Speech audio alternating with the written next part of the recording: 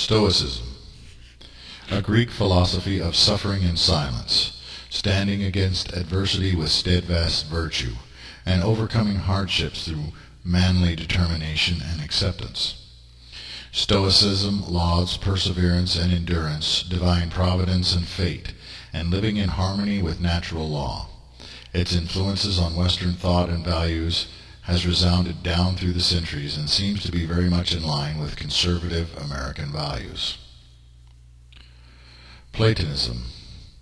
The teachings of the Greek philosopher Plato, characterized by the common saying, "Beauty is truth, and truth is beauty." Plato believed that material existence is a dim reflection or shadow of a higher idealized reality, and that mortal existence is a shadow of immortal existence. He taught about the existence of God as an absolute level of reality, the unmoved mover, which never changed and was perpetual, and beneath this an immortal ideal reality, and beneath that mortal existence. God was referred to as the One, and Platonism exemplified beauty as the highest expression of God. This theory parallels the Kabbalistic concept of Tifereth, or beauty, as the heart of God as expressed within our universe. Gnosticism. This was an early Christian belief that was wiped out by Catholic inquisitions and crusades. Gnosticism was supposedly founded by Mary Magdalene. Gnosticism taught, generally speaking, 1. The material universe was created by a false god, the demiurge, that is blind to anything outside of himself and who ignorantly believes that he is the supreme being. This was based on biblical scriptures that indicated that Satan is the ruler of the world. 2. The world is governed by evil forces called archons, that are the servants of the demiurge, who falsely inspire people to worship them. 3. Reincarnation is the fate of the majority of human beings because they remain attached to the world and the desires of the flesh. 4. The path to salvation for the mind involves a personal relationship and a personal experience of God, gnosis, in one's own life. 5. The path to salvation from matter, to liberate the soul from its prison of matter, flesh, is obtained by letting go of worldly attachments and fleshly desires. Jesus is the example of transcending material reality and attaining true existence. 6. The true God is purely spiritual and transcends the universe, time, and form, as well as the petty concerns of the world. 7. There are many lesser entities that serve the true God, who are called emanations or aeons, and these beings are personifications of different attributes of God, such as love, hope, truth, etc.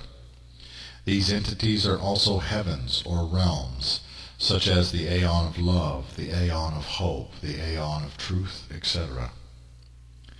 There were many different forms of Gnosticism, and so the statements about Gnostic faith are applicable only in a very general way.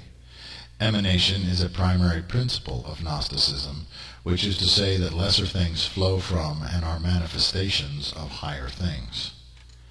The greatest flaws of Gnosticism were the combining of Christian and Jewish spiritual and religious concepts with Persian, Roman, Greek, and Egyptian paganism, as well as having a great many conflicting revelations about the nature of reality and of God. The conflict arises from the very goal of Gnosticism, which is to lead individual Gnostics to personal revelations about the nature of God. Moreover, every individual person has their own viewpoint based on their own cultural and spiritual upbringing, which are called filters, and those who cannot set aside their filters will receive messages from spirit beings that are related to their own preconceived beliefs.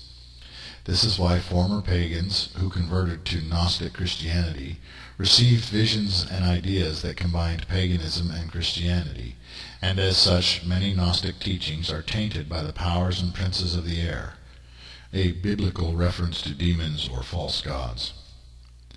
The last widespread form of Christian Gnosticism was called Catharism. Kabbalah. Emerging in the 14th century in Spain, true Kabbalah arises from a series of tomes called the Zohar. Kabbalah means enlightenment, and Zohar means Book of Splendor. There are several approaches to Kabbalah. One is Jewish, the original. One is Hermetic, Gnostic, Pagan, Christian Jewish. And another is Christian. In America, a fourth form of Kabbalah has been developed, which is humanistic and watered down. Whenever the teachings of Urianism reference Kabbalah, it is almost always referencing the Jewish version. Kabbalah is a mystical form of Judaism, or an extension of Judaism, which emphasizes meditation on and the chanting of the titles of God, as well as looking for hidden meanings within Scripture and the Hebrew alphabet. Kabbalah is very structured and is a purely monotheistic form of mysticism, but encompasses many ideas that were also part of Gnostic thought, such as concepts about emanation, macrocosm and microcosm.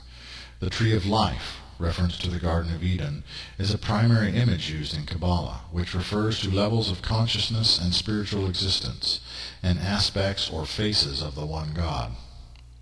Kabbalah is such an enormous subject that it cannot adequately be explained in any synopsis, but it is considered important for Urians to study it, at least in a basic way. The Zohar was originally received via auto-writing, in the same way that the Book of Elyon was received. The primary flaws in Kabbalah, as in Gnosticism also, is the placing of many veils and levels, obstacles between mankind and God, which leads to a sort of spiritual elitism, so that only a few are able to reach union with God.